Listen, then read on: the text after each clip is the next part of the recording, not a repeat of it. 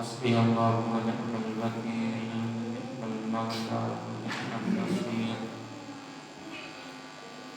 ولا حول ولا قوة إلا بالله العلي العظيم. أعوذ بالله السميع العليم من الشيطان اللعين الرجيم. بسم الله الرحمن الرحيم. رب اشرح لي صدري ويسر لي أمري واحلل عقدة من لساني يفقهوا قولي. الحمد لله رب العالمين الرحمن الرحيم مالك يوم الدين والصلاة والسلام على أشرف الأنبياء والمرسلين سيدنا ومولانا ومولانا المحبوب رب المشرقين والمغربين وشافع الكونين مولانا ومقتدانا جد الحسن والحسين أبي القاسم محمد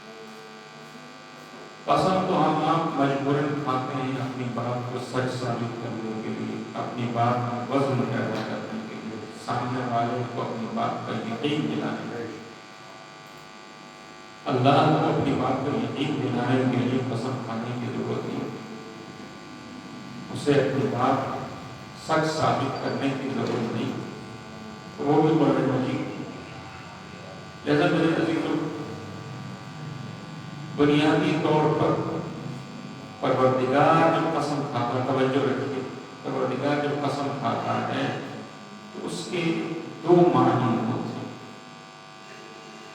ایک، وہ جس چیز کی قسم کھا رہا ہے اس کی اہمیت بتانا، جس چیز کی قسم کھا رہا ہے اس کی ویلیو بتانا۔ کیونکہ ہم اور آپ جب قسم کھاتے ہیں تو ہر شے کی قسم نہیں کھاتے، ہم بھی اسی کی قسم کھاتے ہیں جسے مقدس سمجھتے ہیں، جسے محترم سمجھتے ہیں، جسے بڑا سمجھتے ہیں۔ تو परवरदिगार ऐसे ही कोई बात कहते तो उसका कलाम है, उसमें शक की गुंजाइश नहीं। एक मुसलमान को, एक मोमिन को उस पर यकीन करना ही करना है।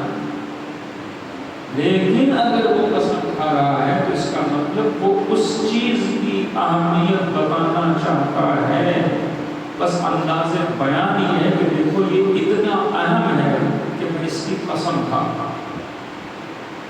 जैसे उसने कसम खाई वशान से, वहा कसम है सूरज की और उसकी रोशनी की, वल्कमर इज़ा तलाहा, और कसम है चांद की जो सूरज के पीछे पीछे चल रहा है। अब सूरज की कसम तो हम और आप नहीं खाते, मगर ये परवरदिगार मतवज्जे कर रहा है। जरा सोचो कि अगर ये निज़ाम कायनात, ये सूरज का उगना, ये सूरज का डूबना, ये दिन का आना, ये रात का छाना, ये सिलसिला टूट जाए तो क्या तुम जिंदा रह पाओगे? अगर ये सूरज की गर्मी ना हो, सूरज की रोशनी ना हो, क्या जमीन से दाना उगेगा? क्या तुम्हारी हयात बाकी रह पाएगी? और न मालूम कितने सालों से, कितने बरसों से, कितनी सदियों से, कितने तवील अरसे से ये उसी अंदाज से अपना काम कर रहा है जिस अंदाज से परवरदिगार ने इसे मामूर किया। ये कभी छुट्टी नहीं करता, ये कभी नहीं कहता कि आज मैं थक गया, ये कभी नहीं कहता कि आज मैं अपनी ड्यूटी नहीं करूँगा। मुतवज्जे किया जा रहा है मुझे और आपको कि देखो जिसे मैंने शऊर नहीं दिया, जिसे मैंने अक़ल नहीं दी, जिसे मैंने तुम्हारी जैसी हयात नहीं दी, वो इस कदर मेरी इताअत करता है। तो तुम्हें जिसे मैंने अक़ल जैसी दौलत से नवाजा है, किस कदर मेरी इताअत करता है। वश्शम्स वज़ुहाहा, कसम सूरज की और उसकी रोशनी की, वल्क़मर इज़ा तलाहा, कसम चाँद की जो सूरज के पीछे पीछे चलता है। मगर यहाँ उलमा ने इसकी तावील बताई है कि इससे मुराद सिर्फ ये ज़ाहिरी सूरज नहीं है, ये सूरज भी अहमियत के काबिल है, इसकी भी कदर करो। ये नेमत इलाही है, अल्लाह की आयत है, उसकी निशानी है, उसकी अमानत है। मगर उसी के साथ साथ इससे मुराद ये चमकने और डूबने वाला सूरज सिर्फ नहीं, वश्शम्स वज़ुहाहा, बज़ाहिर इस सूरज की कसम खाई गई है, लेकिन हकीकत में खुर्शीद रिसालत की कसम खाई गई। और उसका जो फरमाया वल्क़मर इज़ा तलाहा, और कसम है चांद की कि जो सूरज के पीछे पीछे चलता है। हम और आप भी चांद की कसम नहीं खाते। तो उलमा ने, मुफस्सिरीन ने इसकी तावील ये बयान की अहादीस की और आइम्मा की तालीमात की रोशनी में कि इससे मुराद भी कि रात को चमकने वाला सिर्फ यही चांद नहीं है, बल्कि अगर सूरज से मुराद खुर्शीद रिसालत है तो चांद से मुराद कमर इमाम। अगर वहाँ रिसालत की कसम खाई गई है तो यहाँ इमामत की कसम खाई गई है। और उसी से समझने की कोशिश करो कि वल्क़मर इज़ा तलाहा, चांद की खुसूसियत यही बयान की गई कि वो सूरज के पीछे पीछे चलता है। जैसा जब भी हमने तारीख में देखा तो हमें आगे आगे खुर्शीद रिसालत नजर आता है, पीछे पीछे कमर इमामत नजर आता है। आगे आगे सरकार रिसालत माप नजर आते हैं और उनके पीछे चलने वाले अमीर कायनात नजर आते हैं। सलावत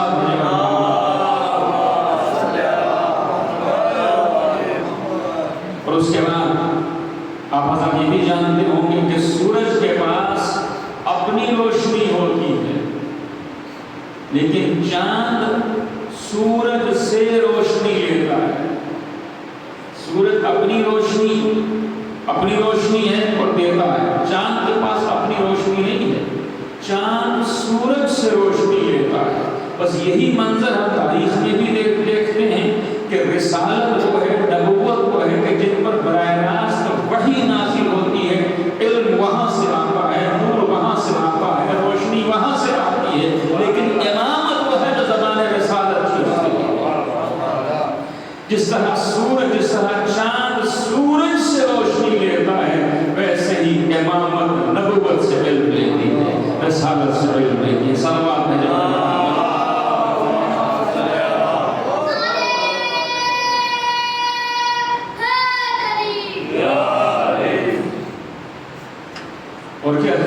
تو پروردگار نے کئی مقامات پر مختلف چیزوں میں انشاءاللہ موقع ہو پروگرام کی خدمت میں عرض کرتے رہیں گے کہ کس چیز کی کہاں پروردگار نے قسم کھائی ہے.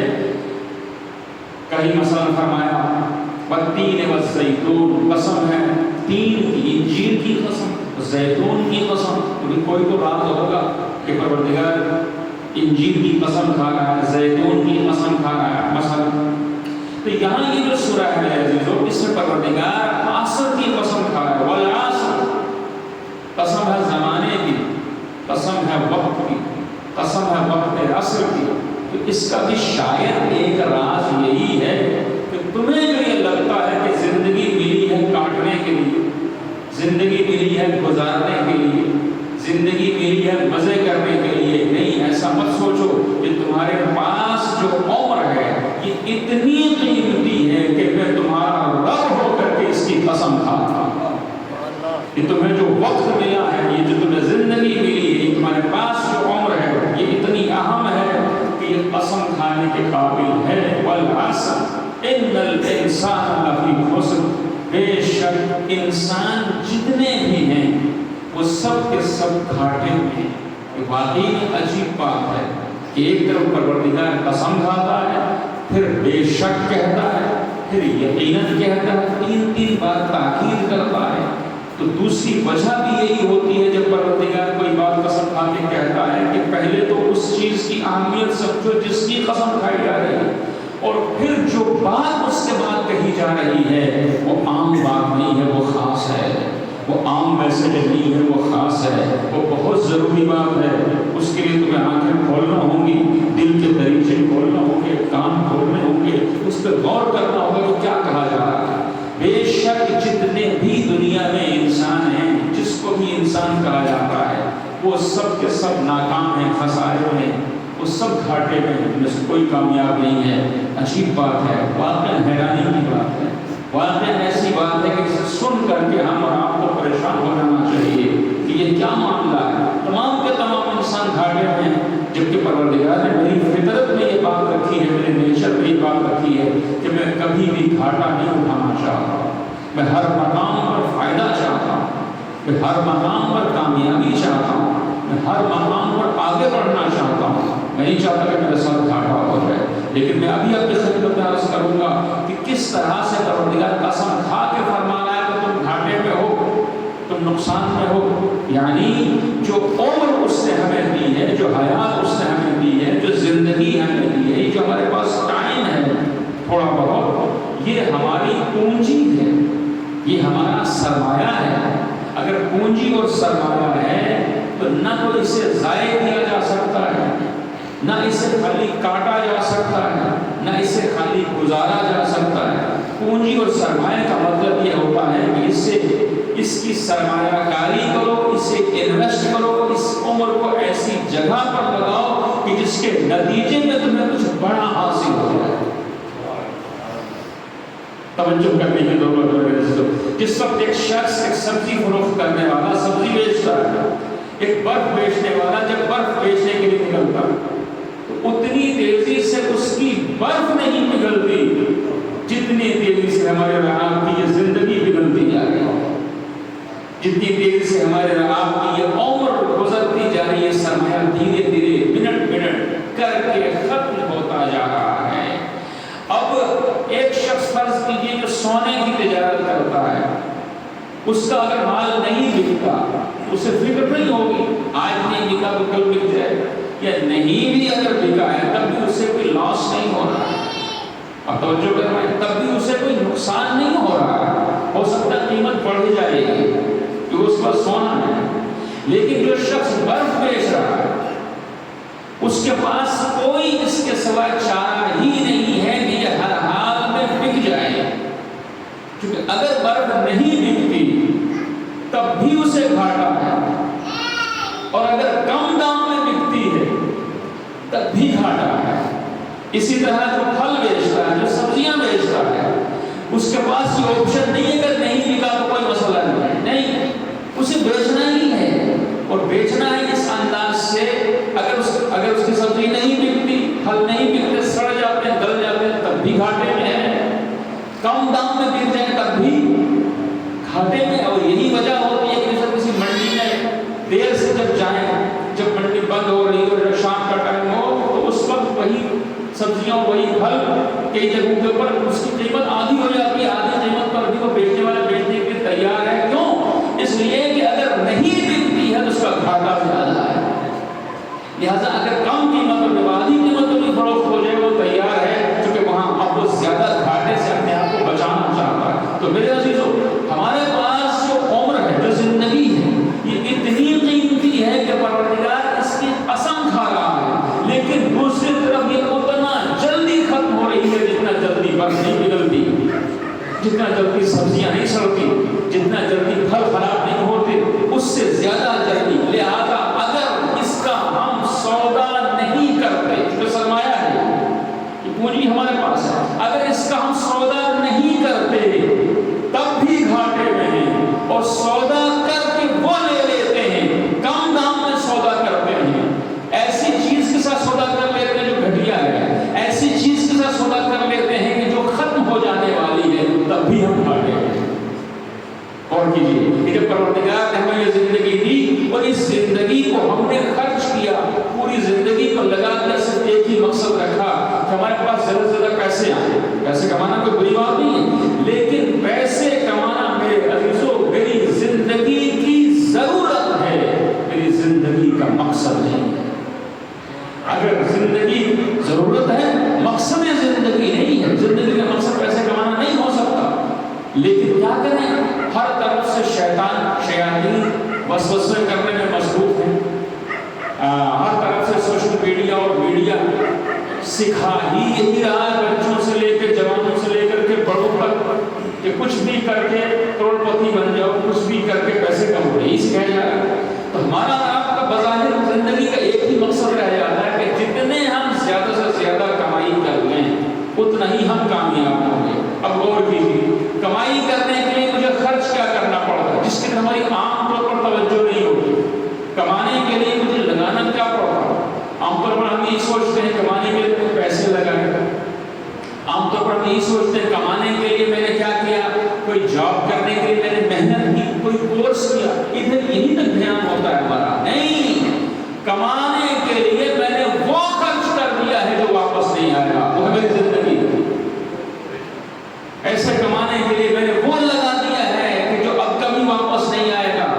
وہ محنت تو بعد کی چیز ہے, وہ سرمایہ جو پیسے لگانے ہیں تجارت کرنے کے لیے تو بعد کی چیز ہے, وہ جو پڑھا ہے, جو کورس کیا ہے, جو بچوں میرے عزیزوں وہ تو بعد کا مرحلہ ہے. سب سے بڑا مسئلہ یہ ہے کہ میں نے زندگی کے قیمتی ترین ایام خرچ کر دیے ہیں, اپنا بہترین وقت لگا دیا ہے, اپنی پونجی صرف کر دی ہے صرف اس مقصد کے لیے کہ میرے پاس پیسے آ جائیں.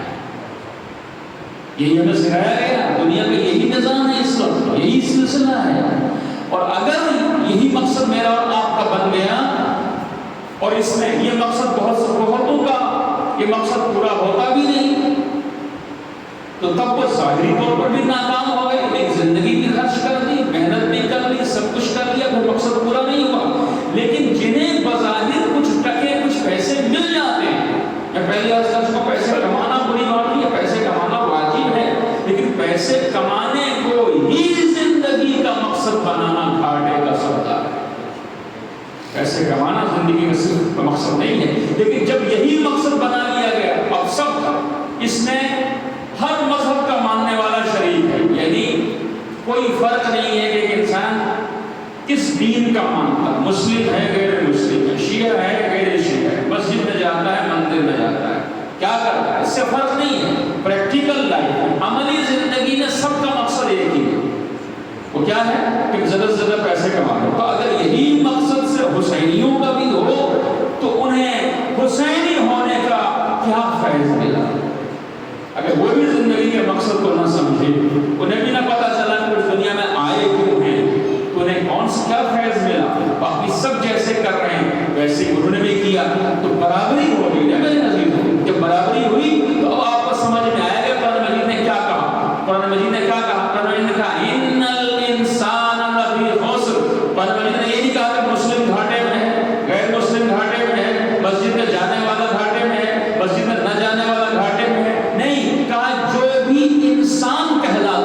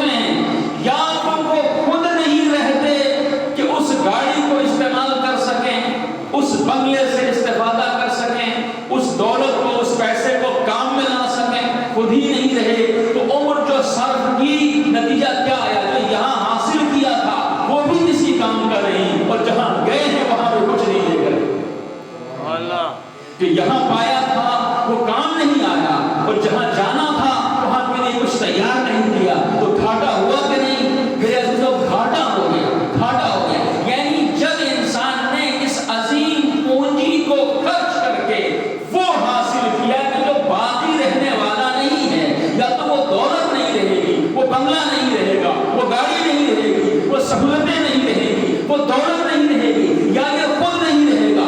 दोनों ही सूरतों में ये इंसान घाटे में है। अब सोचो कुरान ने क्या कहा, असर की कसम, जमाने की कसम, वक्त की कसम, तुम्हारी जिंदगी की कसम, कि जितने भी इंसान हैं अगर मकसद जिंदगी को नहीं समझते हैं तो सब के सब घाटे हैं, सब के सब नुकसान में हैं। क्यों नुकसान में हैं? इसलिए कि किस लिए भेजे गए थे उस मकसद को नहीं समझ रहे हैं, क्या करने के लिए दुनिया में गए थे उस तरफ इनकी तवज्जो नहीं है। और इंशाल्लाह ये हमारी आपस में गुफ्तगू जो रहेगी, हम अर्ज करेंगे अपनी खिदमत में कि असल में हम आए किस लिए।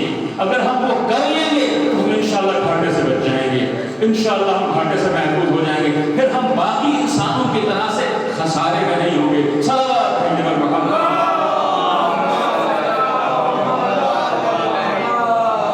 खुद कुरान मजीद ने बयान किया, इल्लल्लज़ीना आमनू, घाटे से बचने वाले वो लोग हैं कि जो साहिबाने ईमान हैं। साहिबाने ईमान, ईमान वाले वो हैं कि जो घाटे में नहीं रहेंगे, बाकी सब घाटे में। अब यहाँ पे थोड़ी देर रुक जाइए आप। परवरदिगार ने एक बड़ा दायरा बनाया कि जितने भी इंसान हैं सब नाकाम हैं। फिर कहा सिवाय चंद के, सिवाय उनके कि जो ईमान लाए। इसका मतलब क्या हुआ?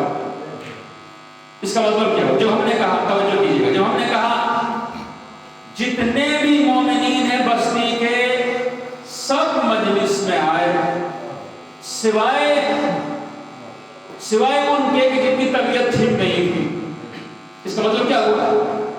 जब हम कहते हैं ना सिवाय, तो सिवाय से पहले जिनका जिक्र होता है उनकी तादाद ज्यादा होती है, और सिवाय के बाद जिनका जिक्र होता है उनकी तादाद कम होती है। सब आ गए सिवाय उनके, यानी यूं समझिए आप कि हम 2 को 10 में से निकालते हैं, कम करते हैं। 2 को 10 में से कम करते हैं, 10 में से 2 को कम नहीं करते। और यानी हमेशा एक बड़ी अदद में से, एक बड़े नंबर में से छोटे नंबर को निकाला जाता है। तो कुरान मजीद ने क्या फरमाया? कुरान मजीद ने फरमाया इन्नल इंसान लफी खुस्र, इंसान जो भी कहलाता है वो घाटे में है सिवाय उसके के जो ईमान लाया। यानी गोया कुरान मजीद 1400 साल पहले से ही कयामत तक आने वाले इंसानों को ये बता रहा है कि कभी भी अपनी कम तादाद पर घबराना नहीं, कभी भी मुख्तसर होने के ऊपर परेशान मत होना कि हमारी तादाद कम है। पहले ही बता रहा है ज्यादा तादाद वाले घाटे में, कम तादाद वाले हैं जो कामयाब हैं, जो फायदे हैं। सलावत है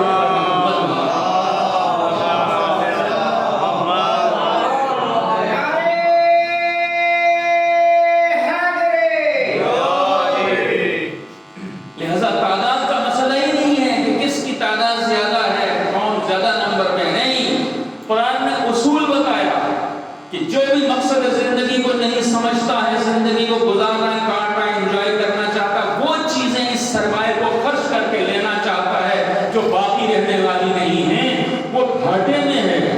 बचेगा कौन घाटे से? बचेगा सिर्फ वही कि जो साहिब ईमान है। और इंशाल्लाह अर्ज करूंगा अल्लाह की तौफीक से, मौला की मदद से, कि साहिब ईमान कौन होगा। क्योंकि बज़ाहिर तो हम सब अपने आप को साहिब ईमान कहते हैं, लेकिन कुरान मजीद के मुताबिक साहिब ईमान कौन है? जो वाक़अन घाटे से बच जाएगा, जो वाक़अन कामयाब हो जाएगा। फिलहाल मुख्तसर इतना समझिए, कुरान मजीद ने कहा कि सिर्फ वो बचने वाला है कि जो ईमान लाए। पूरी तवज्जो। अब मैं आपको लेके चलता हूँ गदीर खौफ में। वहाँ रसूलुल्लाह सल्लल्लाहु अलैहि वसल्लम ने जो अमीर कायनात के हाथों, अमीर कायनात ने अपने हाथ में बुलंद किया, अपने हाथ से बुलंद किया जो अमीर कायनात को, सिर्फ इतना ही नहीं फरमाया था उस मौके के ऊपर जो मिंबर पर गए थे, सिर्फ इतना ही नहीं फरमाया कि जिसका मैं मौला हूँ उसके अली मौला हैं, बल्कि उससे पहले उसी के साथ एक और फतरा भी था। आप क्या फतरा था? आपने फरमाया ये अली अल्लाह के रसूल के वसी हैं और मोमिनीन के अमीर हैं। ये अली اللہ کے رسول کے وسیع ہیں اور مومنین کے توجہ اور مومنین کے امیر ہیں. مومنین کے امیر ہیں کا مطلب یہ ہے ایسا نہیں ہے کہ انسان ایک کمرے میں ایمان لائے پھر دوسرے کمرے میں جا کے کہے کہ علی امیر المومنین. نہیں، بلکہ رسول اللہ یہ فرما رہے ہیں قرآن مجید جو کہا کہ گھاٹے سے وہی بچے گا جو صاحب ایمان ہوگا. اور کیا آپ نے یعنی میں الفاظ بدل کر اپنی خدمت میں واضح کروں کہ رسول کی حدیث کو اور قرآن مجید کے ارشاد کو جب ہم جوڑ کے دیکھتے ہیں تو اس کا مطلب یہ نکلتا ہے کہ پوری دنیا ناکام ہے سوائے مومنین کے. پوری دنیا گھاٹے میں ہے سوائے مومنین کے.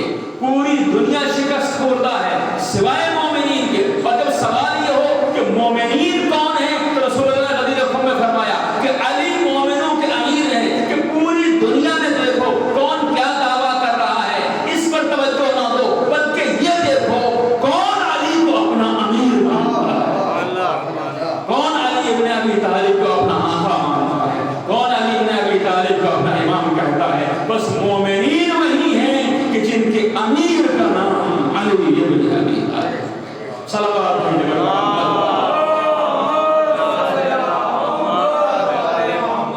اور یہ بعینہ ہی وہی بات ہے کہ جو سرکار ختم مرتبت نے ارشاد فرمایا اور متفقہ حدیث ہے یا علی انت و شیعتک هم الفائزون. اے علی کامیاب صرف آپ ہیں اور آپ کے شیعہ ہیں. یعنی صرف آپ کامیاب ہیں اور وہ لوگ کامیاب ہیں جو آپ کے نقش قدم پر چلتے ہیں. صلوات اللہ.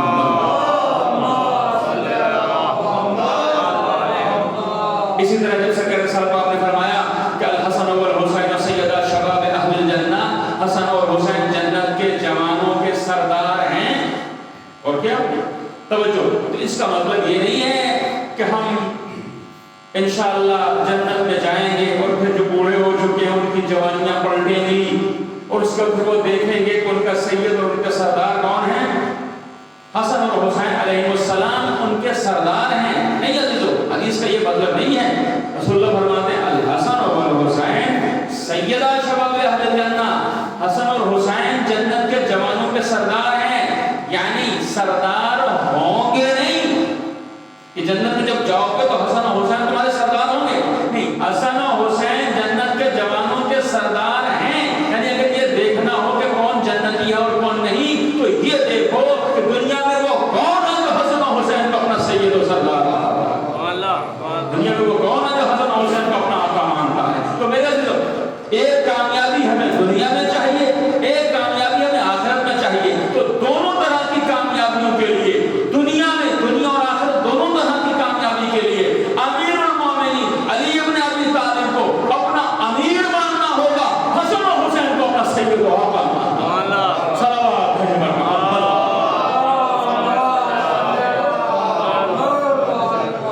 جب ہم حسن اور حسین کو سید و آقا مانیں گے امیر المومنین کو سید و آقا مانیں گے مولا مانیں گے میرے عزیزو تو پھر اس کا ثبوت ہمارے کردار سے ملے گا خالی زبان سے دعوے سے نہیں.